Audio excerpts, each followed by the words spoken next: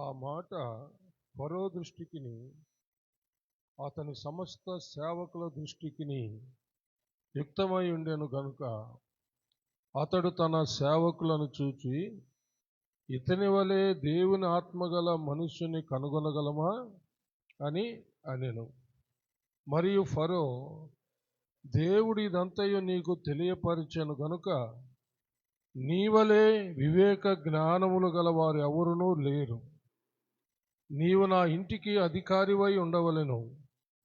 నా ప్రజలందరూ నీకు విధేయులై యుందురు. సింహాసన విషయములో మాత్రమే నేను నీకంటే పైవాడనై యుందునని యోసేపుతో చెప్పెను. మరియు ఫరో, చూడుము, ఐగుప్తు దేశమంతటి మీద నిన్ను నియమించి ఉన్నానని యోసేపుతో చెప్పెను. దేవుడు తన పరిశుద్ధ వాక్యమును మన ఆత్మీయ మేళ నిమిత్తమై మన ఉనికిలో దీవించునుగాక. ఆమేన్. దయచేసి కూర్చోండి.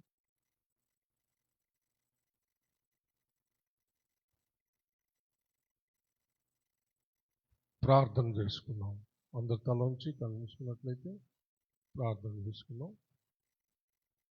మహాపరిశుద్ధుడు అయిన మా ప్రియ పరలోకపు తండ్రి, దయగలిగిన మా దేవా యెహోవా, మీకు వందనములు, స్తుతులు, స్తోత్రములు చెల్లిస్తున్నాము.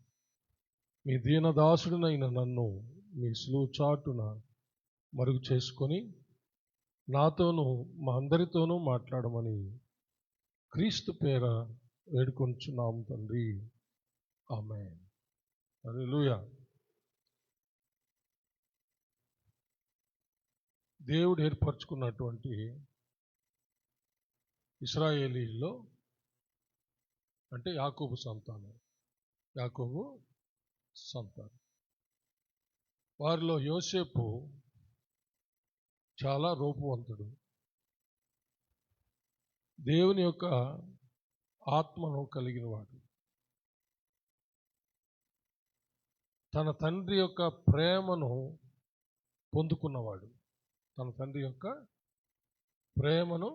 పొందుకున్నవాడు. అతని జీవితంలో తన అన్నల ద్వారా చాలా భయంకరమైన శ్రమలు ఎదుర్కొన్నాడు. అన్నలు అసూయ చేత, కక్ష చేత చంపాలనుకున్నారు. కానీ దేవుడు తప్పించాడు.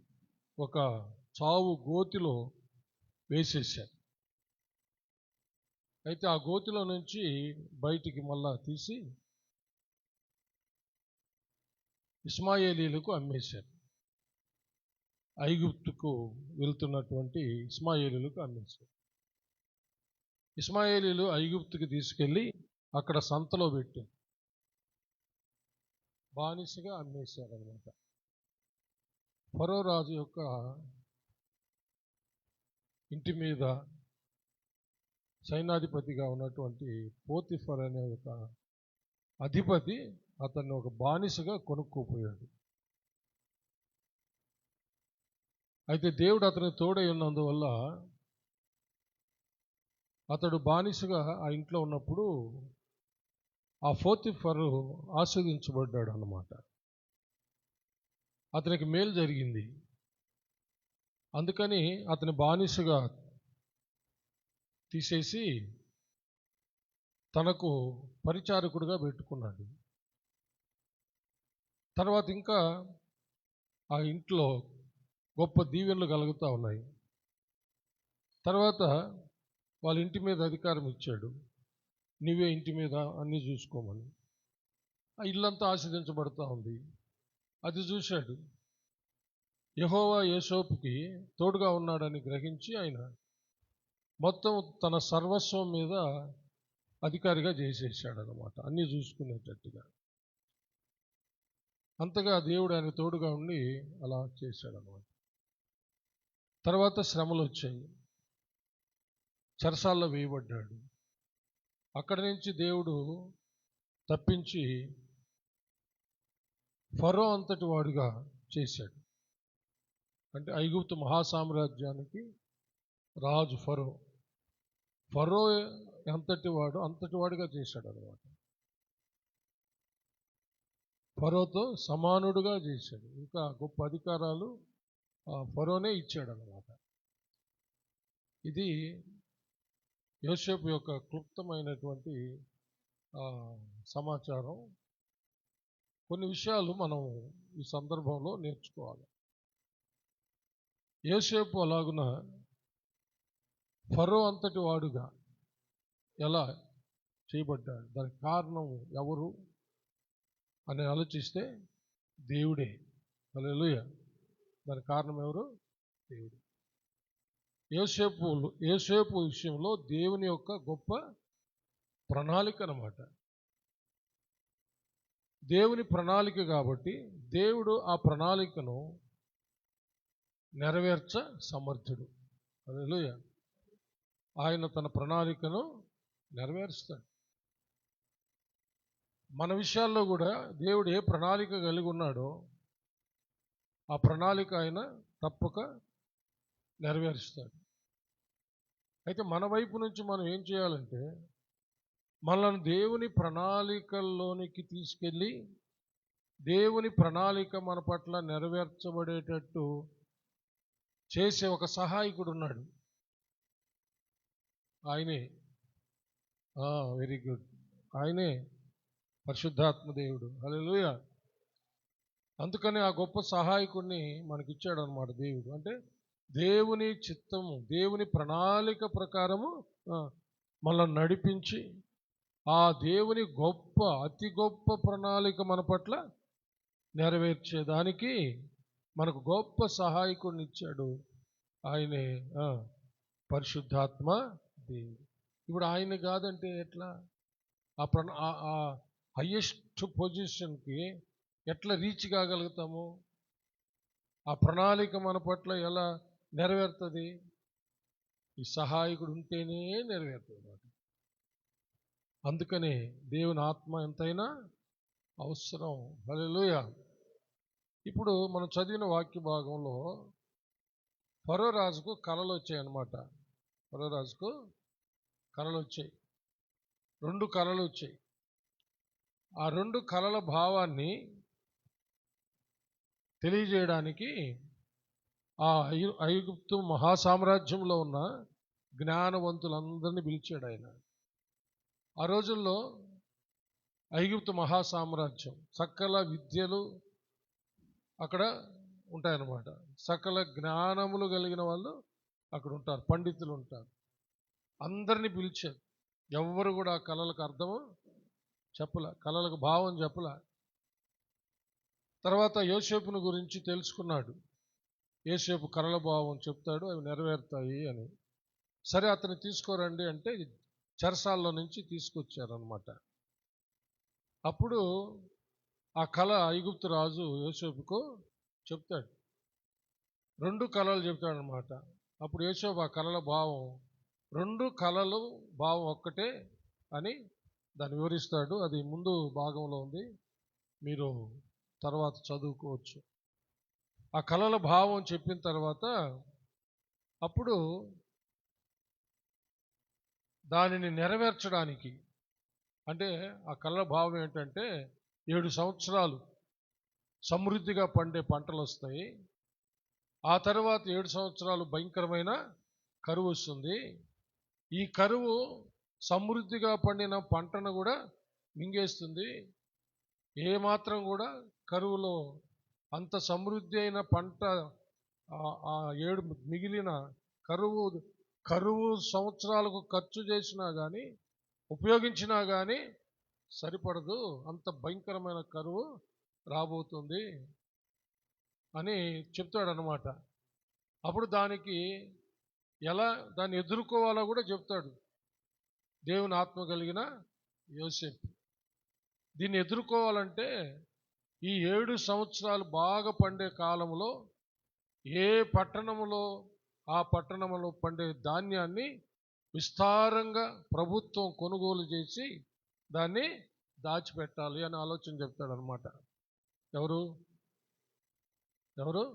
యోసేపు. దేవుని ఆత్మ కలిగిన యోసేపు అని చెప్తా ఉన్నాండి. ఎందుకంటే దేవుని ఆత్మ గురించి మాట్లాడుతున్నాం కాబట్టి. అప్పుడు మనము విస్తారమైన ధాన్యాన్ని కనుక సమకూర్చగలిగితే అప్పుడు మనము ఈ కరువుని ఎదుర్కోవచ్చు అని చెప్తాడనమాట. అప్పుడు సరే, ఈ యొక్క కార్యాన్ని నెరవేర్చే ఒక జ్ఞానవంతుణ్ణి చూస్తాము అని ఆలోచన చేశారు పెద్దలందరూ, ఐగుప్తు రాజుతో ఉన్నటువంటి ఆయన యొక్క ముఖ్య సహాయకులంతా. అప్పుడు వాళ్ళు ఏమేమో చెప్తున్నారనమాట. ఫరో రాజు ఏమన్నాడంటే, ఏ ఒక్కరు కూడా ఈ కలల భావం చెప్పలేదు, యోసేపే కదా ఈ కలల భావం చెప్పింది, అతనిలాంటి ఆత్మ కలిగిన వాళ్ళు ఎవరున్నారు, అతనిలాంటి జ్ఞానం కలిగిన వాళ్ళు ఎవరున్నారు, ఒక్కడు కూడా మన దేశంలో ఒక్కడు కూడా చెప్పలేదు కదా, కాబట్టి నేను యోసేపునే అధిపతిగా నేను నియమించేస్తున్నానని చెప్పేసాడు అనమాట. చెప్పబోతుంది యోసేపునే నేను దీనికి అధిపతిగా చేసేస్తాను. ఈ ధాన్యం సమకూర్చేదానికే కాదు, నా ఇంటి మీద కూడా ఆయన అధికారి. ఏం చెప్పాడు? నా ఇంటి మీద కూడా ఆయన అధికారి, రాజ్యం మీద కూడా ఆయన అధికారి. నేనేందంటే సింహాసనం మీద రాజుగా కూర్చోవడం తప్ప ఇంకేమీ చేయను. యోసేపు సెలవు ఇవ్వకుండా ఎవ్వడే కానీ కాలు కూడా గతపకూడదని తన యొక్క కుడి పక్కన తన ఒక రథాన్ని సిద్ధం చేసి దాని మీద యోసేపుని ఎక్కించి అందరికీ ఊరేగించి ప్రకటన చేస్తాడనమాట. ఒకసారి చదువుదాము 42వ వచనం నుంచి. మరియు ఫరో తన చేతినున్న తన ఉంగరము తీసి యోసేపు చేతిని పెట్టి సన్నపు నార బట్టలు అతనికి తొడిగించి అతని మెడకు బంగారు గొలుసు వేసి తన 2వ రథం మీద అతన్ని ఎక్కించెను. అప్పుడు వందనము చేయుడని అతని ముందర జనులు కేకలు వేసిరి. అట్లు ఐగుప్తు దేశం అంతటి మీద అతను నియమించను. మరియు ఫరో యోసేపుతో, ఫరోను నేనే అయినను నీ సెలవు లేక ఐగుప్తు దేశమందంతటను ఏ మనుష్యుడును తన చేతినైనను కాలినైనను ఎత్తకూడదని చెప్పాను. చమలు కొట్టి దేవుని మహింపండి. హల్లెలూయా. అంత అధికారాన్ని ఇచ్చేసాడు అన్నమాట. దీనంతటి కారణం ఏమిటి? దేవుని యొక్క ప్రణాళిక.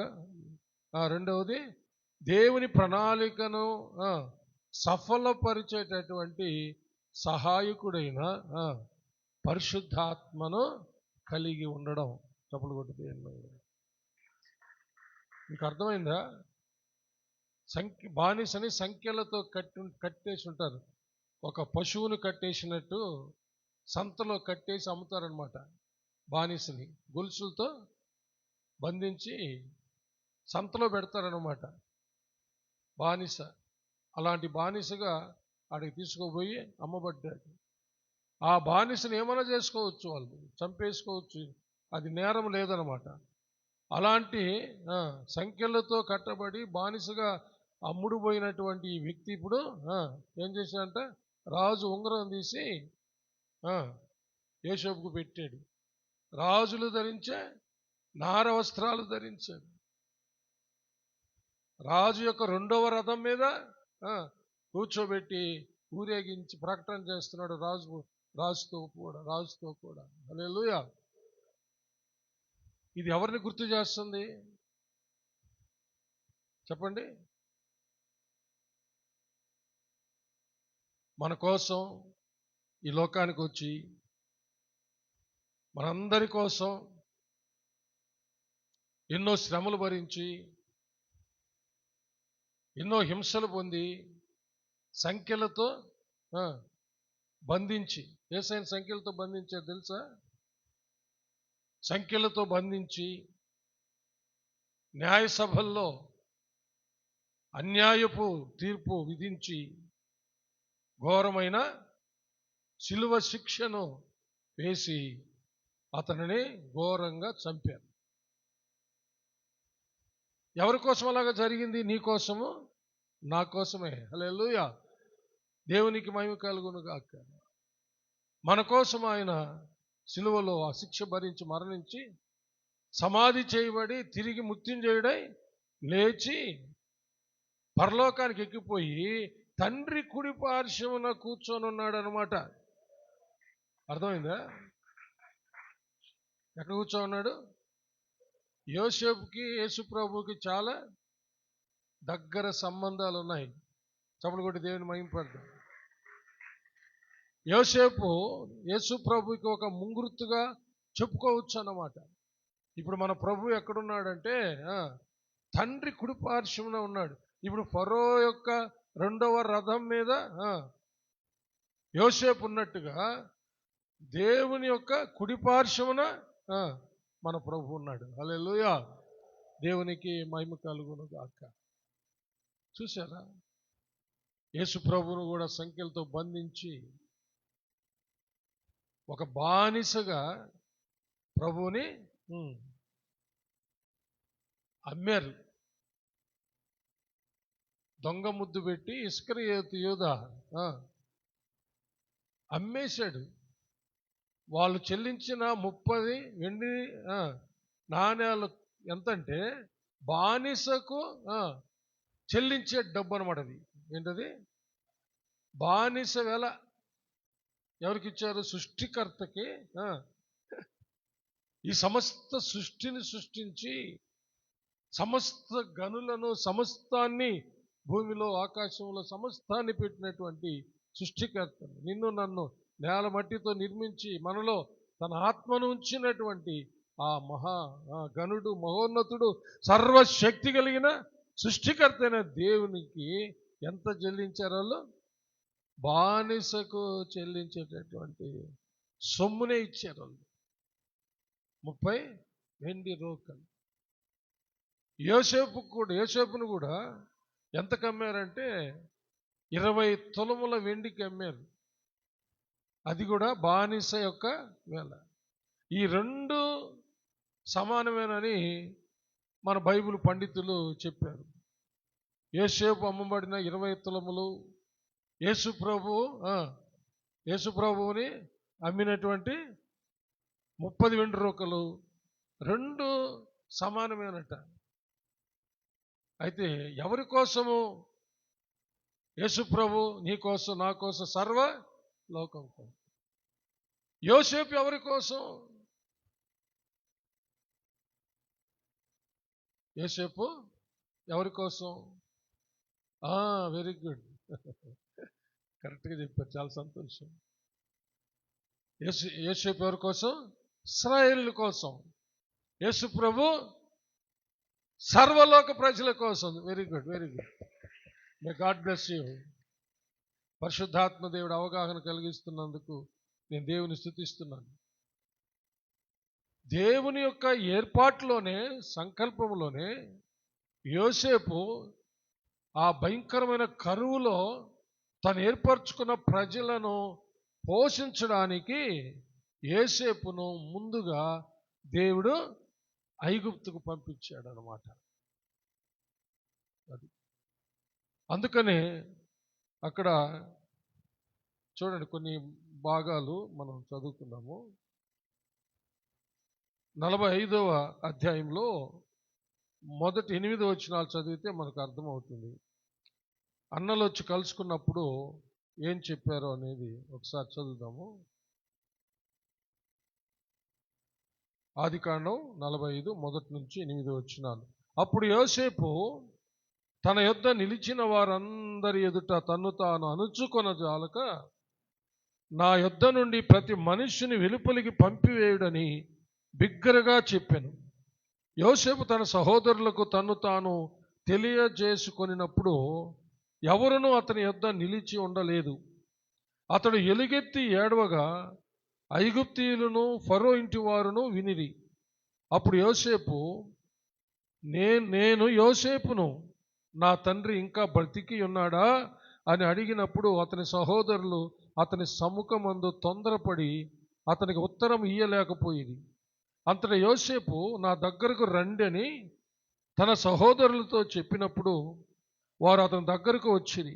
అప్పుడు అతడు, ఐగుప్తునకు వెళ్ళినట్లు మీరు అమ్మివేసిన మీ సహోదరుడైన యోసేపును నేనే. అయినను నేనిక్కడికి వచ్చినట్లు మీరు నన్ను అమ్మివేసినందుకు దుఃఖపడకుడి, అది మీకు సంతాపము పుట్టింపనీయకుడి. ప్రాణరక్షణ కొరకు దేవుడు మీకు ముందుగా నన్ను పంపించను. చప్పట్లు కొట్టి దేవుని మహింపరుస్తాడు. గట్టిగా గట్టిగా చప్పట్లు కొట్టాలి. హల్లెలూయా. ప్రాణరక్షణ కొరకు దేవుడు మీకు ముందుగా నన్ను పంపించాను. యేసు ప్రభువును కూడా ఎందుకు ముందుగా పంపించాడు? మన ప్రాణరక్షణ కొరకే. హల్లెలూయా. చప్పట్లు కొట్టి దేవుని మహింపడతాం. Praise the lord. మన ప్రాణరక్షణ కొరకే యేసు ప్రభువును ముందుగా పంపించాడు. అందుకని దేవుని యొక్క వాక్యంలో 49వ కీర్తన ఏమనుంది? మన ప్రాణ విమోచన క్రయధనము ఎన్నటికీ తీరక అట్లా ఉండాల్సిందేనంట. ఒకసారి చదవండి.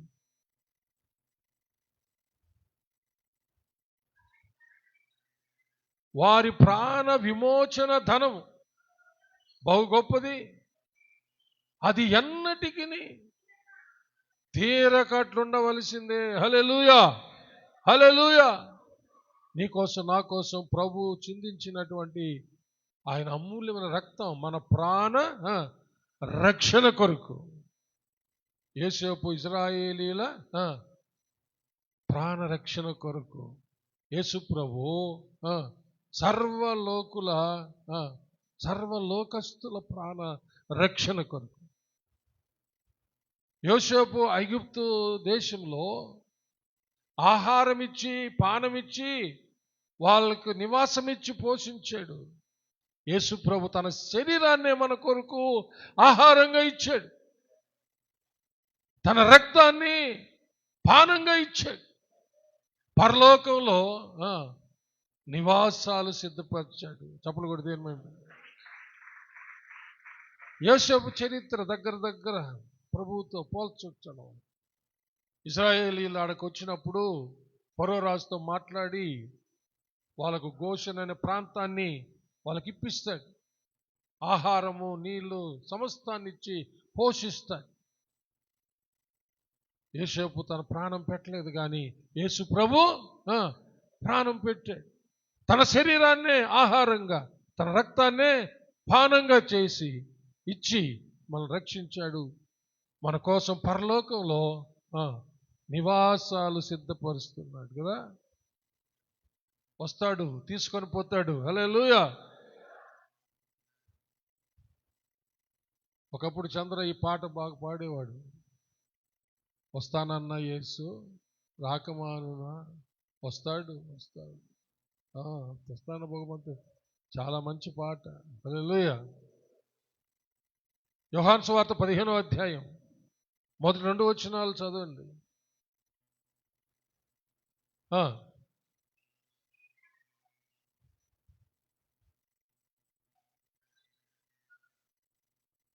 పద్నాలుగు ఒకటి చదవండి. 14:1. మీ హృదయములను కలవరపడనీయకుడి,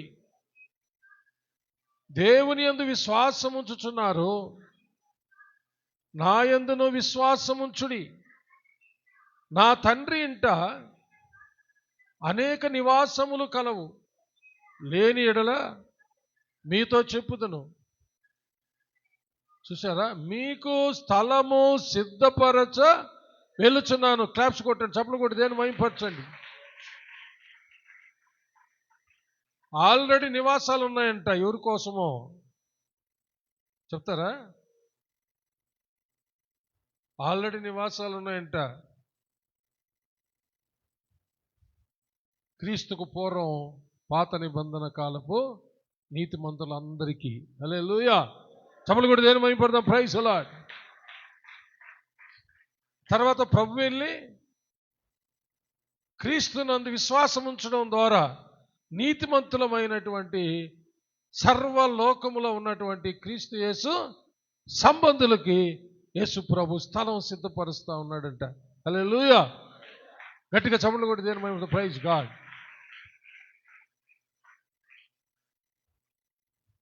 ఈ లోకస్తులైతే భూమి మీద కాకపోతే ఇంకో ప్లానెట్కి పోతాము, ఇంకొక గ్రహానికి వెళ్తాము, అక్కడ నివాసం ఉంటామని ఎన్నో ప్రయత్నాలు చేస్తూ కోట్ల రూపాయలు ఖర్చు చేస్తూ ఉన్నాం. ఏమి భూమి మీద లేకపోతే ఇంకో దగ్గర పోయి బతకలేమా? మనకు మించిపోద్దా? మనం అంత జ్ఞానవంతులం? మనకేంటి? బైబిల్ క్షుణ్ణంగా చదివితే దేవుడు భూమిని మాత్రమే మానవునికి నివాస యోగ్యంగా సృష్టించాడని ఉంది. చప్పట్లు కొట్టండి. హల్లెలూయా. భూమిని మాత్రమే, ఈ భూగ్రహాన్ని మాత్రమే మానవుడు నివసించడానికి యోగ్యంగా తయారు చేశాడు. ఇంకెక్కడ కూడా మానవుడు నివసించలేడు. అది క్రైస్తవులకు మాత్రమే తెలుసు. నిజమైన క్రైస్తవులకు మాత్రమే తెలుసు. బైబిల్ జ్ఞానం, దైవ జ్ఞానం కలిగిన వాళ్ళకి మాత్రమే అది తెలుసు అన్నమాట. క్రైస్తవులందరూ దైవ జ్ఞానంతో ఉన్నారని చెప్పలేము. క్రైస్తవ పేర్లు కలిగి ఉండొచ్చు కానీ, క్రైస్తవులు అయి ఉండొచ్చు కానీ, దైవ జ్ఞానము అందరిలో ఉందని చెప్పలేము. దైవ జ్ఞానం ఉండాలంటే అది యేసుక్రీస్తుని కలిగి ఉండడమే దైవ జ్ఞానం అన్నమాట. హల్లెలూయా. అది కొరింథీయులకు రాసిన పత్రికలో పౌలు గారు చాలా స్పష్టంగా చెప్పేశాడు. దాన్ని ఎప్పుడు మర్చిపోకూడదు. మొదటి పత్రిక 1వ అధ్యాయము 24వ వచనం. ఆయన యూదులకు ఆటంకముగాను అన్యజనులకు వెర్రితనముగాను ఉన్నాడు. కానీ యూదులకేమి, గ్రీసు దేశస్థులకేమి, పిలువబడిన వారికే క్రీస్తు దేవుని శక్తిను దేవుని జ్ఞానమునై ఉన్నాడు. చప్పట్లు కొట్టి దేని మహిమ. Praise God. దేవుని శక్తి ఎవరంటే యేసయ్య. దేవుని జ్ఞానం ఎవరంటే యేసయ్య. పరలోక మార్గం ఎవరంటే యేసయ్య. పాపుల రక్షకుడు ఎవరంటే యేసయ్య. పాపుల విమోచకుడు ఎవరంటే యేసయ్య. హల్లెలూయా. నిత్య జీవానికి చేర్చేది ఎవరు అంటే యేసయ్య, యేసయ్య, యేసయ్య, యేసయ్య. ఈ జ్ఞానాన్ని ఎవరైతే సంపాదించుకుంటారో వారు భూమి మీద క్షేమంగా ఉంటారో, తర్వాత భూమిని విడిచిన తర్వాత శాశ్వతమైన నివాసాల్లోకి వెళ్ళిపోతాం. మనము అశాశ్వతమైన ఒక నివాసంలో ఉన్నాం. ఏంటది? మనము అశాశ్వతమైన ఒక నివాసంలో ఉన్నాం. నాకు నేను, నీకు నీవు, ప్రతి ఒక్కరూ వ్యక్తిగతంగా తాత్కాలికమైన ఒక నివాసంలో ఉన్నాం. ఏంటది? Very good. శరీరమే. నేను ఈ శరీరాన్ని ధరించుకొనున్నా. నేను అసలు సాల్మాన్ ఉండేది ఈ పై రూపం కాదు. ఈ సాల్మాన్లో ఉండేది, సాల్మాన్ పాస్టర్లో ఒక ఆత్మ ఉన్నాడు అనమాట. సాల్మాన్ ఆత్మ. ఆ ఆత్మ ఈ శరీరాన్ని ధరించుకుంది. అందుకనే చనిపోయినప్పుడు ఆత్మ వెళ్ళిపోతుంది. శరీరాన్ని మాత్రం మనం తీసుకెళ్ళి ఏ నేల నుంచి అయితే ఈ శరీరాన్ని దేవుడు తీశాడో ఆ నేలకు తిరిగి అప్పగించబడతామని దేవుడే సెలవిచ్చాడు. కాబట్టి ఆ నేలకు తీసుకొని పోయి అప్పగిస్తున్నావు. కానీ అప్పుడు దాకా ఉన్నటువంటి ఆత్మ దేవుని యొద్దకు వెళ్ళిపోయింది. అయితే యేసుక్రీస్తు లేకుండా మాత్రం దేవుని దగ్గరికి ఆ ఆత్మ వెళ్ళదండి. యేసుక్రీస్తు లేకుండా దేవుని యొద్దకు ఆత్మ వెళ్ళదు. యేసుక్రీస్తు లేకపోతే ఇంకో దగ్గర పోతుంది. మనకందరికీ తెలుసు, అది నరకం, అగ్నిగంధకాలతో అంటే. అది నిజంగా మనుషులకు ఏర్పాటు చేసింది కాదు. అది దుష్టుడైన సైతానికి వాడు అనుచరులకు ఏర్పాటు చేశాడు దాన్ని. అయితే అనేక మంది సాతానుతో చేరి సాతానులాగా మారిపోయిన వాళ్ళు ఇంకా సైతానుకి వాడి అనుచరులకు సిద్ధం చేసిన నరకంలోకి పోవాల్సి వస్తుంది. కానీ దేవుని ఉద్దేశం అది కాదు. సర్వలోకస్తులందరూ కూడా యేసుక్రీస్తు వలె మారి, హల్లెలూయా, యేసుక్రీస్తు వలె రూపాంతరము చెంది దేవుని యొక్క రాజ్యంలో, దేవుని యొక్క నివాసాల్లో ఉండాలనేది దేవుని యొక్క సంకల్పం అన్నమాట. హల్లెలూయా. దేవునికి మహిమ కలుగును గాక. చాలా దగ్గర పోలిక యోసేపుకు ప్రభు. అతను ప్రాణం ఇవ్వలేదు కానీ వాళ్ళకు రక్షణ కలుగజేశాడు. కానీ యేసు ప్రభు ప్రాణ రక్షణ కొరకు తన ప్రాణం ఇచ్చాడు. చప్పట్లు కొట్టి దేవుని మహిమ. తర్వాత తను ఎంతగానో భయంకరంగా హింసించి చంపడానికి ప్రయత్నించి ఆఖరికి అమ్మేసినటువంటి ఆ యొక్క అన్నలకు భోజనం పెట్టిస్తాడండి. భోజనం, హల్లెలూయా, భోజనం పెట్టిస్తాడు. తన తమ్ముడిని కూడా తీసుకురమ్మంటాడు. యోసేపును కొట్టి హింసించి చావుగోతులు వేసి అమ్మేసినప్పుడు తమ్ముడు లేడు. యోసేపుకు తమ్ముడు ఎవరంటే బెన్యామీన్. యోసేపుకు తమ్ముడు ఎవరు? బెన్యామీన్ లేడు. బెన్యామీన్ చిన్నవాడు కాబట్టి వాడిని యాకోబు తన దగ్గరే పెట్టుకో ఉండేవాడు అనమాట. ఈ అన్నలు గొర్రెలు మేపుతా ఉంటే వాళ్ళకి భోజనాన్ని మాత్రము యోసేపు దగ్గర పంపించేవాడు అనమాట. యోసేపు మీద వాళ్ళకి కక్ష. ఎందుకో తెలుసా? కక్ష అసూయ రెండు. ఎందుకంటే వాళ్ళు చేసే పాపాలన్నీ తీసుకుపోయి వాళ్ళ నాయనకి చెప్పేవాడు అనమాట. హలో, ఏది అన్నలు చేసే పాపాలన్నీ తీసుకుపోయి వాళ్ళ నాయనకి చెప్పేవాడు. చూడండి ఒకసారి 37వ అధ్యాయంలో 1-2 వచనాలు చూడండి. తర్వాత మనం భోజన పంక్తికి పోతాం. యాకోబు తన తండ్రి పరదేశవాసిగా ఉండిన కనాను దేశములో నివసించెను. యాకోబు వంశావళి ఇది. యోసేపు 17 ఏండ్ల వాడై తన సహోదరులతో కూడా మందను మేపుచుండెను. అతడు చిన్నవాడై తన తండ్రి భార్యలైన బిల్హా కుమారుల యొద్దను జిల్ఫా కుమారుల యొద్దను ఉండెను. అప్పుడు యోసేపు వారి చెడుతనమును గూర్చిన సమాచారము వారి తండ్రి యొద్దకు తెచ్చుచుండువాడు. మరియు యోసేపు ఇశ్రాయేలు వృద్ధాప్యమందు పుట్టిన కుమారుడు గనుక తన కుమారులందరికంటే ఎక్కువగా అతని ప్రేమించి అతని కొరకు విచిత్రమైన నిలువుటంగి కుట్టించాను. చప్పలు కొట్టి దేని మహిమ పెడతాను. ఇదండి వాళ్ళకి కక్ష, అసూయ. ఏది? వాళ్ళు చేసే పాపాలన్నీ తీసుకుపోయి వాళ్ళ నాయనకి చెప్తున్నాడని. హలో, అందుకని ఇది యోసేపు స్పిరిట్ అంటాను నేను. మా ఇంట్లో సందీప్కు ఆ స్పిరిట్ ఉంది. తర్వాత సందీప్ కుమార్తె షెర్లిన్ పిన్స్కుంది. అందుకనే వాళ్ళంటే అనేక మంది కోపం. సందీప్ని చిన్న వయసులో చాలామంది కొట్టారు. ఎందుకంటే వాడు అన్నీ చూసుకొని వచ్చేది నాకు చెప్పేస్తాడు అనమాట. ఇప్పుడు అదే స్పిరిట్ షెర్లిన్లో ఉంది, సందీప్ చిన్న కూతురులో ఉంది. ఆ స్పిరిట్ ఉన్న వాళ్ళందరూ తన్నించుకుంటారు. తన్నించుకోండి, ఏం పర్వాలే, సింహాసనం మీద కూర్చోబెడతాడు. ఏం పర్వాలే, తన్నించుకోండి. హింస పెడతారా, పెట్టనేయండి. దేవుడు ఎక్కడ తీసుకుపోతాడు? సింహాసనం మీద తీసుకుపోతాడు. చప్పలు కూడా దేని మహిమ పెడతాం. తండ్రి గుడిపార్చన కూర్చోబెట్టుకుంటాడు. దాచిపెట్టబోకండి. తండ్రికి చెప్పాలా? వాళ్ళు చేసే చెడుతనం అంతా చెప్పేవాడు.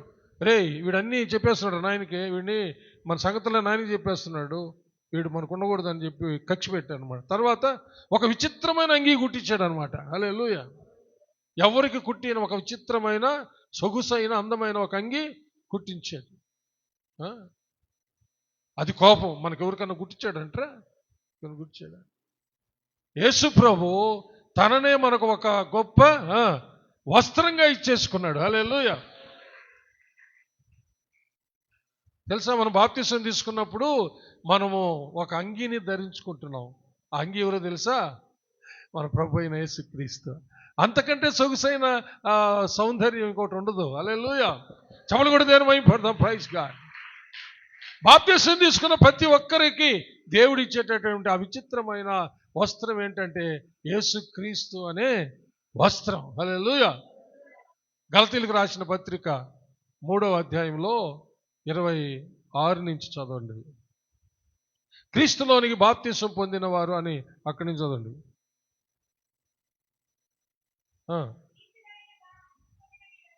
క్రీస్తులోనికి బాప్తిసం పొందిన వీరందరూ చూశారండి, క్రీస్తుని ధరించుకున్నారు. ఒక విచిత్రమైన అంగి యాకోబు యోసేపుకు ధరింపజేస్తే దేవుడు తన కుమారుణ్ణే మనకు ఒక విచిత్రమైన అంగి, హల్లెలూయా, ఒక సొగుసైన అంగి, హల్లెలూయా. ఇక ఎవ్వరు కూడా అంత అందగాళ్ళు ఉండరంట, హల్లెలూయా. యేసు ప్రభు శరీర రీతిగా ఆయన సొగుసైన వాడు. 45వ కీర్తనలో 2వ వచనంలో ఉంది కదా, నరులలో పుట్టిన చదవండి ఒకసారి 45:2 టకటక చదవ. నరుల కంటే నీవు అతి సుందరుడు అయినావు, నీ పెదవుల మీద దయారసము పోయబడి ఉన్నది. కావున దేవుడు నిత్యము నిన్ను ఆశీర్వదించును. ఆయన మాటల్లో దయ, ఆయన రూపములో సొగుసు సౌందర్యం, ఆయన పోలిక, ఆయన స్వరూపం. పాపం చేసి పోగొట్టుకున్న మన కొరకు ఆయన సొగుసు సౌందర్యాన్నంతా సిలువలో ధారబోసి కురీపి అయి మనకు కట్టబెట్టాడు. చెప్పలు కొట్టి మన భాషలో చెప్పాలంటే చెప్పండి, మనకు కట్టబెట్టాడండి, హల్లెలూయా. కట్టబెట్టడానికి ఒక యాగం చేశాడు, బలియాగం. చెప్పలు కొట్టి దేవుని మహిమ పెడతా. నీకోసం నా కోసం సిలువలో బలియాగం చేసి బలైపోయి ఆయనను మనకు వస్త్రంగా దేవుడు ధరింపచేసి, అందుకనే మనల్ని చూస్తే మనలో యేసయ్య కనబడతాడు, హల్లెలూయా. మనకు తెలియదు ఇప్పుడు మనం యేసయ్యలాగా ఉన్నామని. ఈ శరీరాన్ని విడిచిపెట్టి పోయిన తర్వాత, హల్లెలూయా, యేసయ్య ఎట్టున్నాడు అలాగనే ఉంటామంట మనం అంతా. చెప్పలు కొడితే హలో, ఇప్పుడు నన్ను చూస్తే మా నాయన పోలికలు కొన్ని, మా అమ్మ పోలికలు కొన్ని ఉంటాయి. మీలో కూడా మీ నాయన పోలికలు కొన్ని, మీ అమ్మ పోలికలు కొన్ని ఉంటాయి. రేపు పోతే మన తండ్రి, మన స్నేహితుడు, మన సహోదరుడు, మన యజమానుడు సర్వస్వమై ఉన్నటువంటి యేసయ్యలాగానే ఉంటాం అందరం. అక్కడేమి ఈయన పొలాని కైలాస వాళ్ళ పిల్లడు, ఈ పలానా తేరే వాళ్ళ పిల్లోడు, లేకపోతే కమతం వాళ్ళ పిల్లోడు, ఊటుకూర పిల్ల, అలాగే ఉండవు. ఈ యేసయ్య బిడ్డ, హల్లెలూయా. అందరూ యేసయ్య బిడ్డలమే, హల్లెలూయా. యేసయ్యలాగానే ఉంటాం అన్నమాట అందరం, హల్లెలూయా. మనకంటే ముందు పోయిన వాళ్ళు కూడా యేసయ్యలాగానే ఉంటారు, ఆమేన్, హల్లెలూయా. కాబట్టి యోసేపు అంటే అంత కక్ష ఎందుకంటే పాపాల గురించి చెప్తున్నాడని. రెండవది వాళ్ళకి అసూయ చేసింది, ఎందుకంటే ఒక విచిత్రమైన అంగి. సైతానికి కక్ష మనల్ని చూస్తే సైతానికి అసూయ, ఎందుకంటే యేసయ్యలాగా మనము మారిపోతా ఉన్నాం, హల్లెలూయా. యేసయ్యలాగా మనము అందరి పాపాలు తీసుకొచ్చి ప్రభువా కనికరించిన ఆయన అని ఆ పాపులందరి కోసం వాళ్ళ పాపాలని మన మీద వేసుకొని ఏం చేస్తున్నామా, ప్రార్థన చేస్తున్నాం. యేసేపు అన్ని తెచ్చి వాళ్ళ నాయనకి చెప్పినట్టుగా మనము ఎవరికి చెప్తున్నామా, పరలోకపు తండ్రికి చెప్తా ఉన్నాం, హల్లెలూయా. ఎవరికి కక్ష ఇప్పుడా? సైతాను కక్ష, సైతాను సంబంధులకు కక్ష. ఏమి నా కోసం ఏదో గుళ్ళో ప్రార్థన చేసినావంటే నువ్వు ఎవరినే పొరపాటున భార్య వాళ్ళ ఆయన పేరు పెట్టి ప్రార్థన చేసిందనుకో, పొరపాటున పేరు పెట్టి బయటికి వినబట్టేట్టు ఉంటారా? పనికిమాలిన వాళ్ళు సంఘాల్లో ఉంటారు. ఏమయ్యో నీ భార్య నీ పేరు పెట్టి నువ్వు తాగుబోతువని ప్రార్థన చేసిందా ఈ గుళ్ళో, తెలుసా నీక? అంతే పాపం. ఉత్తి పుణ్యానికి భార్య ఇంటికి వస్తుందనే నేను తాగుబోతున్నాను ప్రార్థన చేశామంటే కొంగ కొట్టేదనమాట. ఎవరిదంతా చేయించేదే? దుర్మార్గుడు సైతాను. ఏం భయపడబాకండి, హల్లెలూయా. సింహాసనం ఉంది, హల్లెలూయా. నార వస్త్రాలున్నాయి, రాజ ఉంగరం ఉంది. నవ్వరు, చప్పడు కొట్టరు. మళ్ళీ మా పాస్టర్ ఏమంటే ఈ పాస్టర్ నవ్వడు, ఏం చేయడు, అంతా ఏడిపిస్తుంటాడని చెప్తుంటారు అనమాట. పరలోక సంబంధమైన ఆనందాన్ని అనుభవించాలనేదే నాది. ఈ లోకరీతిగా కథలు చెప్పి నవ్వించడం నాకు ఇష్టం లేదు. పరలోక సంబంధమైన ఆనందం, హల్లెలూయా. స్పిరిచువల్ జాయ్, గట్టిగా చప్పలు కొట్టాడు, హల్లెలూయా. ఆత్మయందు ఆనందం. మన ప్రభు మన కొరకు చేయబోతున్న మనకు సిద్ధపరిచినవని జ్ఞాపకం చేసుకున్నప్పుడు కలిగే ఆనందమే ఆత్మీయ ఆనందం. ఆ ఆనందం కలగాలి మనకు, అంతేగాని కథలు చెప్పి నవ్వుపించేది కాదు ప్రియులారా. అందుకని ఈ విషయాలు చెప్పేటప్పుడు సంతోషించకుండా ఎవరు ఉండగలరు? నిజమైన రియల్ క్రిస్టియన్ చెప్పండి.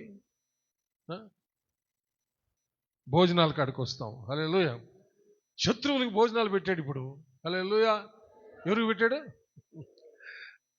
వండర్ఫుల్. దేవునికి మహిమ కలుగును గాక. 43వ అధ్యాయం 29 నుంచి 34. అప్పుడు అతడు కన్నులెత్తి తన తల్లి కుమారుడును తన తమ్ముడైన బెన్యామీనును చూచి, మీరు నాతో చెప్పిన మీ తమ్ముడు ఇతడేనా అని అడిగి, నా కుమారుడా, దేవుడు నిన్ను కరుణించునుగాక. హల్లెలూయా. చూడండి, దీవిస్తా ఉన్నాడు దేవుడు. ఏం చేయబోతు చెప్తున్నాడు. అతడు తన తమ్ముని మీద యోసేపునకు ప్రేమ పొర్లుకుని వచ్చాను కనుక అతడు త్వరపడి ఏడ్చుటకు చోటు వెదకి లోపలి గదిలోకి వెళ్ళి అక్కడ ఏడ్చెను. అప్పుడు అతడు ముఖము కడుగుకొని వెలుపలికి వచ్చి తన్ను తాను అణుచుకొని భోజనం వడ్డించుడని చెప్పెను. అతనికిని వారికిని అతనితో భోజనం చేస్తున్న ఐగుప్తీయులకును వేరువేరుగా వడ్డించిరి. ఐగుప్తీయులు హెబ్రీలతో కలిసి భోజనం చేయరు. ఇది ఐగుప్తీయులకు హేయము. జ్యేష్ఠుడు మొదలుకొని కనిష్ఠుని వరకు వారు అతని ఎదుట తమ తమ ఈడు చొప్పున కూర్చుండిరి కనుక ఆ మనుష్యులు ఒకని వైపు ఒకడు చూచి ఆశ్చర్యపడిరి. మరియు అతడు తన ఎదుట నుండి వారికి వంతులెత్తి పంపెను. బెన్యామీను వంతు వారందరి వంతుల కంటే 5 అంతలు గొప్పది. వారు విందు ఆరగించి అతనితో కలిసి సంతుష్టిగా త్రాగిరి. చప్పులు కొట్టి దేని మహిమపడతారు. త్రాగిరంటే బ్రాందీ కాదు, ఇసుక కాదండి. వాళ్ళకి ద్రాక్ష రసం, వాళ్ళకి చల్లని పానీయాలన్నమాట. త్రాగిరంటే మళ్ళీ అట్లా అనుకునేవాళ్ళు పొరపాటున. హలో, ఎవరికి పెట్టాడండి భోజనం? శత్రువులైన తన సహోదరులకి. యేసు ప్రభు శిలువలో శత్రువులందరి కోసం, తండ్రి వీరేం చేస్తున్నారో వీరు ఎరుగురు కనుక వీరిని క్షమించమన్నాడు. భోజన బల్ల ఇచ్చేటప్పుడు అందరితో పాటు తనను దొంగ ముద్దు పెట్టి పట్టించబోతున్న ఇస్కరియోతు యోధాకు కూడా ఇచ్చాడు బల్ల భోజనం. శత్రువుని తోసివేయనటువంటి వాడు, శత్రువుని ప్రేమించమన్నాడు, హింసించు వారి కొరకు ప్రార్థన చేయమన్నాడు. హల్లెలూయా. వాళ్ళు ఏ విధమైనటువంటి స్థితిలో ఉన్నారో తెలియదు, కానీ యోసేపు మాత్రము దేవుని స్థితిలో ఉన్నాడు. చప్పలు కొట్టదేను. శత్రువులై తనను నమ్మివేసినటువంటి వాళ్ళు యోసేపు చూపుతున్న ఆ ప్రేమకు వాళ్ళు తన్మయం చెంది వాళ్ళు ఏం మాట్లాడాలో వాళ్ళకి తెలియడంలే. వాళ్ళు ఎలా ఆలోచిస్తున్నారో తెలియదు. ఆఖరికి వాళ్ళు ఏమనుకున్నారు తెలుసా? యాకోబు చనిపోయిన తర్వాత, యాకోబు చనిపోతాడు ఇజ్రాయెల్లో. యాకోబు చనిపోయిన తర్వాత వాళ్ళందరూ యోసేపు కాడికి వచ్చి, నాయన చనిపోయే ముందు ఈ మాట చెప్పిపోయాడు, మా మీద కోప్పడొద్దంట నువ్వు అని చెప్పారనమాట. ఏది, మా మీద కోప్పడొద్దు, బాగా చూసుకోమని నాయన చనిపోయేటప్పుడు చెప్పాడని చెప్పారు. హలో, వాళ్ళే మాట్లాడుకొని నాయన చచ్చిపోయాడురా, ఇప్పుడు కనుక మనల్ని అందరినీ కట్టకట్టి చంపేస్తాడేమో అని వాళ్ళు ఆలోచించుకొని ఏడుస్తాడు పాపం యోసేపు. హల్లెలూయా. ఎందుకు మీరు అట్లా ఆలోచిస్తున్నారు? ఇవన్నీ మీరు ఇంటికి వెళ్ళి చదవండి, బాగా అర్థమవుతుంది. ఏడుస్తాడు. ఎందుకు నా సహోదరులారా, నాన్నలారా, ఎందుకు మీరు అట్లా ఆలోచిస్తున్నారు? నన్ను ముందుగా మీకోసమే పంపించాడు అని. హల్లెలూయా. నేను మిమ్మల్ని చూసుకోకుండా ఉంటానని మీరు అనుకుంటున్నారా? నేను అన్నీ చూసుకుంటా, మీరు ధైర్యంగా ఉండండి అని చెప్తాడు అనమాట. చప్పలు కొట్టి దేవుని మహిమపడు. ఈ భోజన బల్ల ఉందే, ఈ భోజన బల్ల ప్రభు మనకు దేవుడు సిద్ధపరిచిన ప్రభు బల్లను చూపిస్తా ఉంది. చప్పలు కొట్టి దేవుడిని మహిమపరుస్తా ఉన్నాం. హల్లెలూయా. అయితే యోసేపు మంచి ఉన్నతమైన భోజనం పెట్టాడు.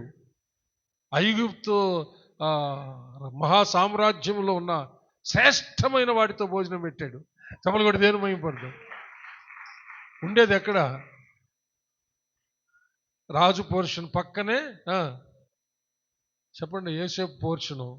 యోసేపు ఏడిస్తే ఎవరికి వినబడిందంట? రాజు ఇంటి వాళ్ళకి వినబడిందంట. అంటే రథం మీద ఎలా కుడి పక్కన ఉన్నాడో రాజు కుడి పక్కనే నివాసం కూడా ఉంది. ఎవరిది? యోసేపుది. చప్పలు కొట్టాల. ఎంత గొప్ప భాగ్యమో. రేపు యేసై పక్కనే మనం కూడా ఉంటాం అక్కడ. హల్లెలూయా. యేసైతోనే ఉంటాము. చప్పలు కొట్టి దేవుని మహిమపడతాం. హల్లెలూయా. యోసేపు ఏ విధంగా అన్నలకు, శత్రువులైన అన్నలకు భోజనం పెట్టాడో, శత్రువులైనటువంటి మనందరినీ దేవుడు, పాపులైన మనల్ని రక్షించి ఆయన మనకు భోజనం పెట్టాడు, పానం ఇచ్చాడు. ఆయన శరీరాన్ని, హల్లెలూయా, ఆయన రక్తాన్ని. యోసేపు శ్రేష్టమైన రాజభోజనం పెట్టాడు.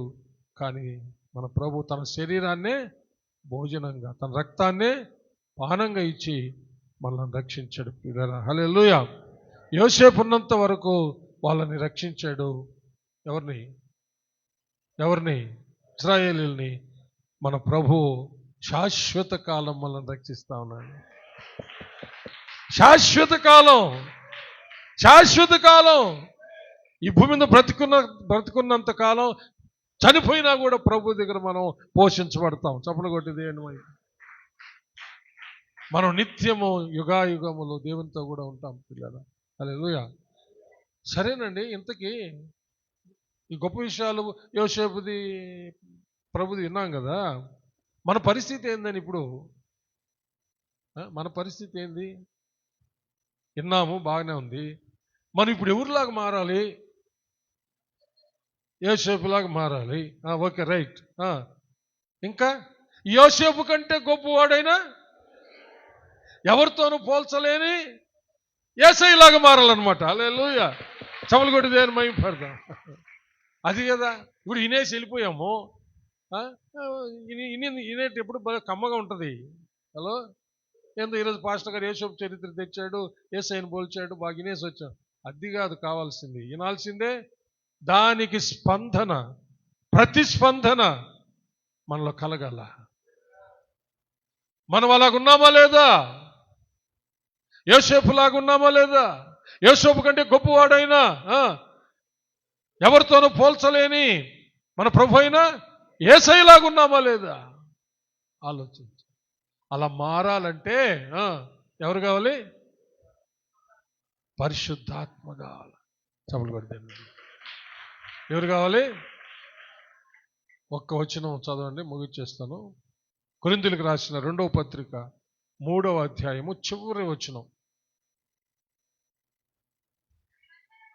మనమందరము ముసుకులేని ముఖముతో ప్రభు యొక్క మహిమను అద్దము వలె ప్రతిఫలింపచేయుచు మహిమ నుండి అధిక మహిమను పొందుచు, జాగ్రత్తగా ప్రభువగు ఆత్మచేత ఆ పోలికగానే మార్చబడుచున్నాము.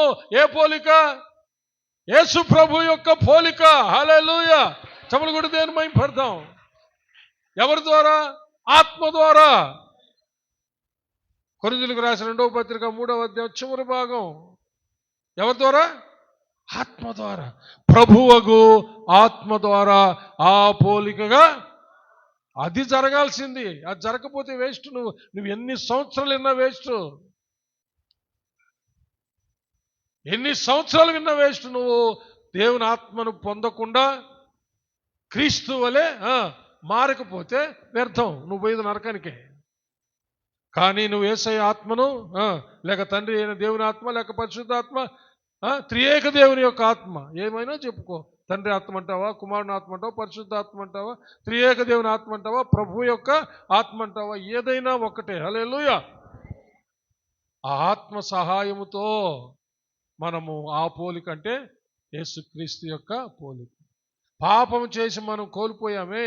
ఆదామవ్వలు పాపం చేసి కోల్పోయారే దైవ పోలిక, దైవ స్వరూపం. పరిశుద్ధాత్మ ద్వారా ఆ పోలిక స్వరూపంలోనికి మనము మార్చబడుతున్నాం. అందుకని ఇందాక నేను చెప్పాను, యేసుప్రభు దగ్గరికి వెళ్ళిన తర్వాత అచ్చం ఆయనలాగానే ఉంటా. హల్లెలూయా. భూమి మీద మాత్రం మా అమ్మలాగానో మా నాయనలాగానో ఉంటా, నా బిడ్డలు నాలాగనో నా భార్యలాగానో ఉంటారు. అక్కడ పోతే అంతా యేసయ్యలాగానే ఉంటాం. అందరం చప్పుడు కూడా దేని మైపడదాం. హల్లెలూయా.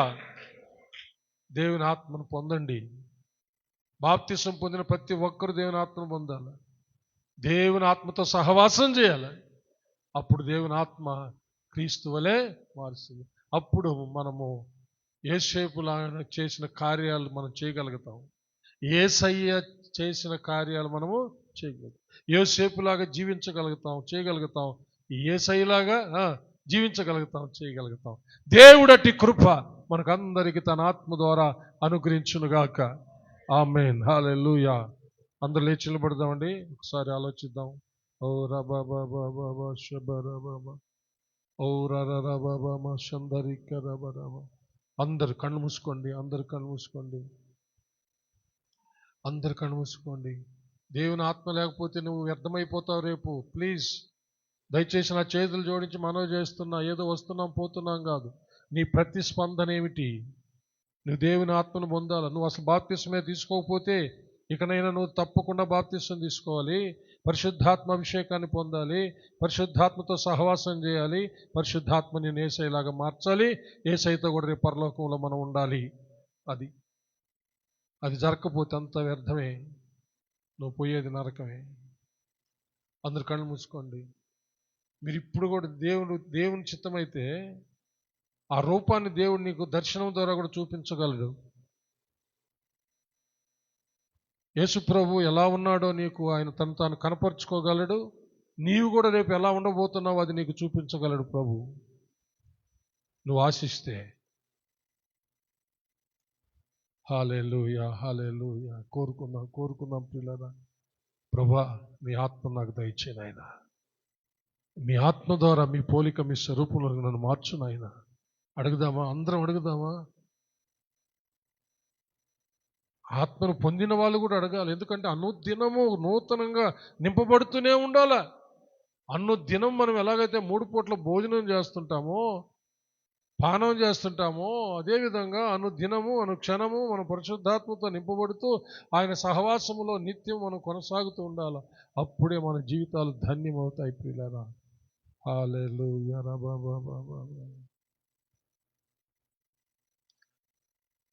ప్రార్థించుకుందాం. అందరూ లాగా తలంచి కళ్ళు మూసుకోండి. సహోదరి ప్రగతి చిన్న ప్రార్థన చేయమ్మా. వాక్యాన్ని బట్టి ప్రార్థన. అందరు కళ్ళు మూసుకొని ఏకీవించండి. పరిశుద్ధాత్మ దేవుడు మీతో ఏం మాట్లాడాడో ఆ విషయంలో మీరు స్పందించండి.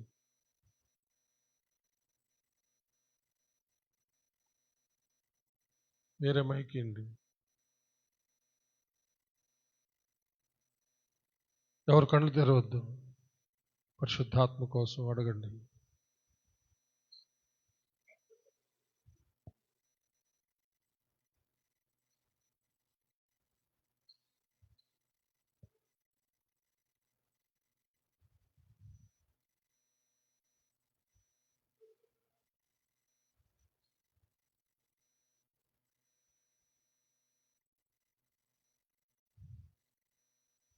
ఎస్.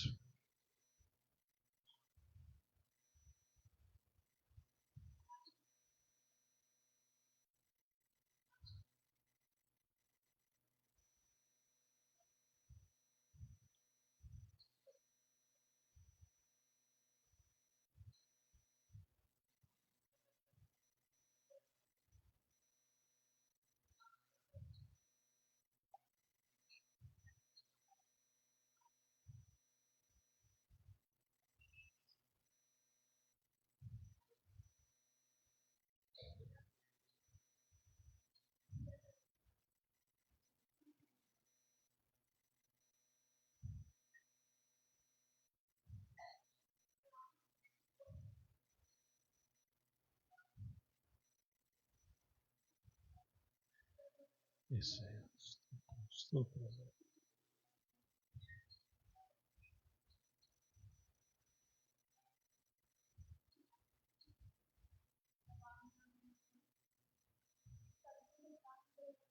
Yes.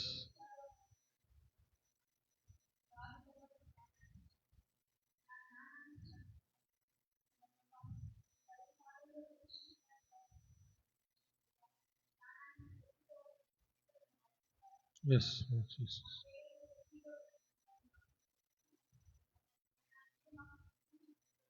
Yes.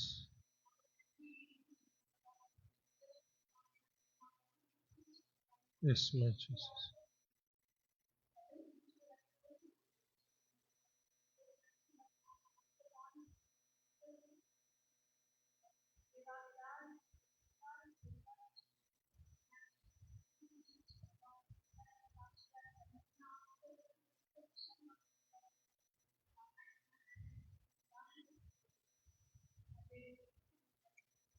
ఆమేన్. నా ప్రాణమా యెహోవాను సన్నుతించుము, నా అంతరంగముననున్న సమస్తమా ఆయన పరిశుద్ధ నామమును సన్నుతించుము. నా ప్రాణమా యెహోవాను సన్నుతించుము, ఆయన చేసిన ఉపకారములలో దేనిని మరువకుము. ఆమేన్. మన పరమ తండ్రి అయిన దేవుని ప్రేమ, కుమారుడైన యేసుక్రీస్తు ప్రభుల వారి యొక్క కృప, పరిశుద్ధాత్మ దేవుని అన్యోన్య సహవాసము, సన్నిధి, కాపుదల, భద్రత, నడిపింపు ఇప్పుడు ఎల్లప్పుడూ సదాకాలము మీకందరికను, మీ బిడ్డలకు, మీ బిడ్డల బిడ్డలకు, మీరు కలిగి ఉన్న సమస్తానికి తోడై దీవించి ఆశీర్వదించి కాచి కాపాడునుగాక. Amen, amen, amen. May God bless you all. Yesayya నామములో అందరికీ వందనాలు. ఒకరొకరు సమాధానం తెలుపుకొని